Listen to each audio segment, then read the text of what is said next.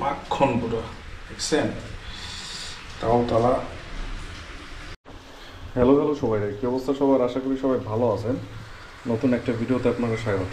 তো কাহিনী হচ্ছে ভান্ডপাতিল দেখতেছেন, এগুলো ধুইতে হবে।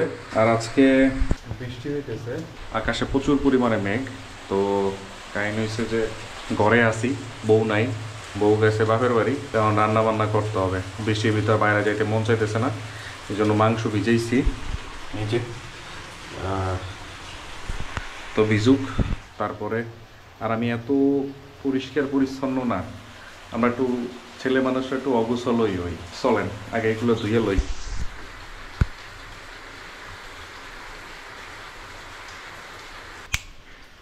আসলে তুরি মেয়েরা পরিষ্কার হয় নাই, কারণ কাহিনী হচ্ছে কী করবো, এটা বেচতে বেচতে আমি কাটবো হলো পেঁয়াজ। পেঁয়াজ কাটতে হবে, এগুলো সরাই রাখি, এখানে রাখলে ঝামেলা। এগুলো কোথায় জানি রাখবো, এইসব জায়গা দিয়ে রাখতে দিতে হয়। তো পেঁয়াজ দিছি, পেঁয়াজগুলো কুচি কুচি করে দিতে হবে। এরপরে এগুলো নিলাম। তো কাহিনী হচ্ছে কি, যেহেতু এটা লেয়ার মুরগি, এটার ভিতরে কিছু মানে ধরেন লোম টোম খায়, ওইগুলো একটু পোড়াইতে আছে। কারণ পোড়াই না হোক, এরপরে কথা কমন এখন পুরোনো শেষ। প্রথমে মাংস দিয়ে দিলাম, ঠিক আছে? মাংস দেওয়ার পরে এই যে পেঁয়াজ আছে, পেঁয়াজ দিয়ে দিলাম। যতটুকু পেঁয়াজ করছিলাম সবটুকু দিয়ে দিলাম। তো এখন দিব হলো, বউ আপনার কী করছে, সে সবসময় এগুলো করে তুয়ে যায়। এটা হলো রসুন বাটা, বুঝছেন? সে মোটামুটি 1 মাসের জন্য যদি যায়ও, 1 মাসের জন্য করে ধুয়ে যায়। এটা হলো আদা বাটা, দিয়ে দিই। রসুনটা একটু বেশি দিই, আদা মোটামুটি, যেহেতু লেয়ার মুরগি সময় লাগবে অনেক। তারপরে আমরা দিব লবণ। লবণ মোটামুটি যদি না দেন ঠিক মতন, মাংসের ভিতরে না ঢুকলে ঝামেলা। দিলাম। তারপরে এই যে দারচিনি মারচিনি সব সহ দিয়ে দিলাম। আর কাঁচামরিচ 2-3টা দিব, আবার যখন এটা হয়ে যাওয়ার তখন আবার কাঁচামরিচ দিব। তো এখন দিব তেল, যেহেতু লেয়ার মুরগি এটা দিয়ে তেল বেরোবে, অল্প দিয়ে দিলাম, বেশি দিলাম না।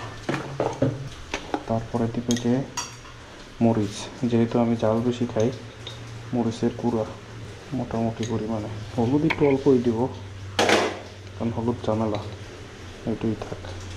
একটু নেন, দিলাম। এবার দিব ওই যে জিরা আছে না, জিরা, বড় বড় জিরা, এইগুলো।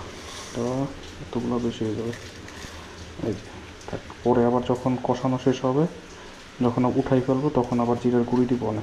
কাহিনিতে মিক্স করা শেষ মোটামুটি।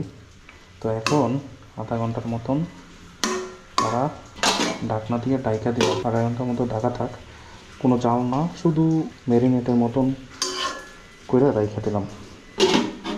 তাহলে মশলাগুলো ঢুকবে ভিতরে। আর এটার সাথে কম্পালসারি হলো আলু দিতেই হবে, 2-3টা আলু লই এগুলো দিতে হবে, তাহলে মাংস ভালো লাগবে না, আমার দ্বারা খাইতে ভালো লাগে। কষানোর সময় দেওয়া হইতেছে আপনাগুলোকে। মোটামুটি একটা জালে রাইখা জ্বালাই দিচ্ছি, বুঝছেন? যে গ্রানটা যা বাইরে এসে না বলবো। তো চলেন আলু দেওয়ার সময় দেওয়া হবে। এর ফাঁকে আমি ভাতও রান্না লাইতেছি। বাইরে যে বাতাস, সে বাইরে বাইরে করতেছে ভাই, বৃষ্টি থামার কোনো কাহিনীই নাই। দেখেন অবস্থা করতেই আছে কন্টিনিউয়াসলি। যাই হোক, দেখেন আমার কি অবস্থা মাংসের। ভাই কি যে একটা সুন্দর ঘ্রাণ বাইরেছে, বুঝছেন?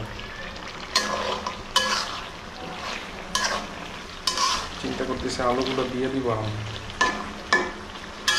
না দিলে আলুগুলোর জন্য ঝামেলা হয়ে যাবে। এই যে আলু বাড়াই চাড়াই দিই, এগুলো এখন পানি ছাড়তেছে, বুঝছেন? এখন বেসিক্যালি আমরা কষাইতেছি এখন, কারণ আলুর পানিটা ছাড়বে, ঠিক আছে? মাংসর পানি মোটামুটি ছাড়ছে, কারণ আলু অনেকটা ছাড়বো, এত সময় চাল হোক। আর ভাতটা প্রায় হয়ে গেছে, ভাতটা নামাইয়া এপাশে গরম পানি দিব। আর মাংসে গরম পানি দেওয়া উচিত কষানোর পরে। আর কমেন্টস করে জানি আসলে কি কষানো ভালো হইতেছে না খারাপ হইতেছে। ভাই গন্ধটা যা বাইরেছে না, আশেপাশে মানুষ মনে হয় স্মেলটা পাইতেছে। এই কষানোর টাইমে কে কে মায়ের কাছ থেকে মাংস খাইছেন অবশ্যই কমেন্টস করে যাবেন। আমি তো ভাই খাইছি অনেক, কষানো হইলেই দৌড় দিতাম মায়ের ধারে যে মাংস খাওয়ার জন্য। আর এই বৃষ্টির সময় তো অবশ্যই খিচুড়ি রান্তো মা। আমি কিন্তু ভাই এরকম গড় দিতে পারি, বুঝতে পারছেন? আগে পারতাম না, আগে ভয় করতো।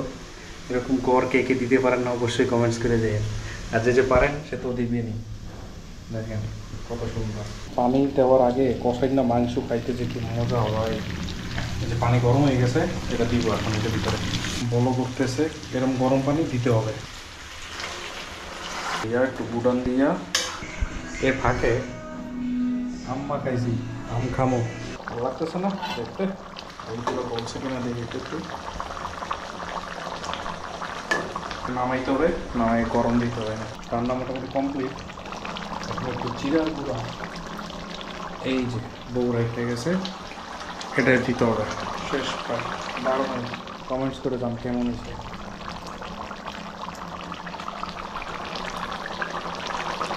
তো প্লেটে ভাত নিয়ে নিলাম। তো এই যে তরকারি নিব, তরকারি একটু নিয়ে নিয়েছি। গ্রেভিটা দেন, মাখন পুরো, দেখছেন? তাও তালা আর একটু নেই, আলু তরকারি নিয়ে নিয়ে। আল্লাহ হাফেজ।